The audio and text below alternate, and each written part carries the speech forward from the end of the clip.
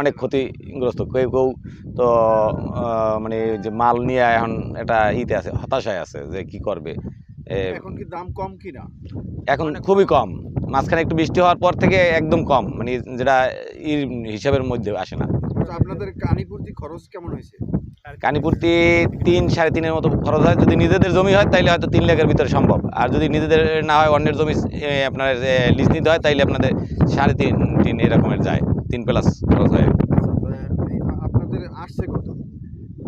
মানে আমাদের এখানে হ্যাঁ। এখন পর্যন্ত আমরা মানে যে ইনভেস্ট করছি সেটা আসে নাই। আমাদের ২৫ লাখের উপরে মানে খরচ হবে। কতখানিতে? এখানে জমি ছিল ৮ কানি, কিছু বেশি হইতে পারে, ৮ কানির মতো। আটকানিতে 25 লাখের মতো খরচ হ্যাঁ, হয়েছে। হ্যাঁ, ৮ লাখের। কিন্তু আপনাদের আসতে পারে কত? আমাদের তো ধারণা ছিল অনেক, কিন্তু বর্তমানে আমরা সর্বোচ্চ 18.5 পর্যন্ত বিক্রি হয়েছে। আর এখন এই চলতে আছে বিক্রি। তেমন বেশি একটা আসবে না, হয়তো চালান আসবে, কিন্তু সামান্য লাভ হইতে পারে। প্রথম দিকে যে দামটা ছিল ওইভাবে থাকলে আমরা মানে দ্বিগুণ লাভ করতে পারতাম। 4 মাস, 4 মাসের একটু বেশি হয়, 4 মাসই ধরেন। 4 মাসে পানি সহ ওষুধ কীটনাশক কিতে সমস্যা হয়েছে। এখানে পানিটা বেশি একটা সমস্যা হয়। কীটনাশকটা ধরেন আপনি এখানে না ওখানে পাওয়া যায়, কিন্তু পানিটা তো এইখানে তো দূরে কোনো আনা যায় না।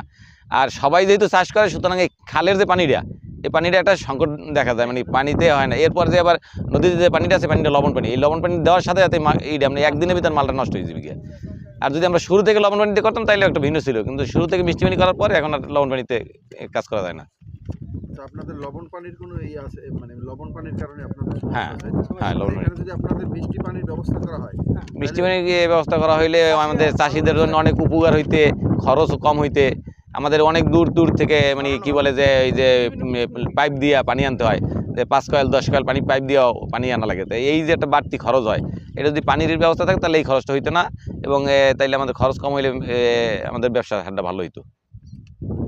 আচ্ছা, আপনাদের এখানে সিন্ডিকেটের কোনো আছে? না, এবছর গতবার যাইছিল, কিন্তু এবছর কোনো সিন্ডিকেট নাই। যার মাল সেই হয়তো ওই যে ব্যাপারী কেনে, ওই যারা আছে তাদের সাথে, যেমন আমার মাল যে ব্যাপারী কিনছে, আমি হ্যাঁ সার্বিক সহযোগিতা করে মালটা তার গাড়িতে উঠিয়ে দিই। এখানে কোনো কেউর কোনো নেই যে আমার দিয়ে করাইতে হবে বা এই টাকাই দিতে হইবে, এরকম কোনো নির্দিষ্ট নাই।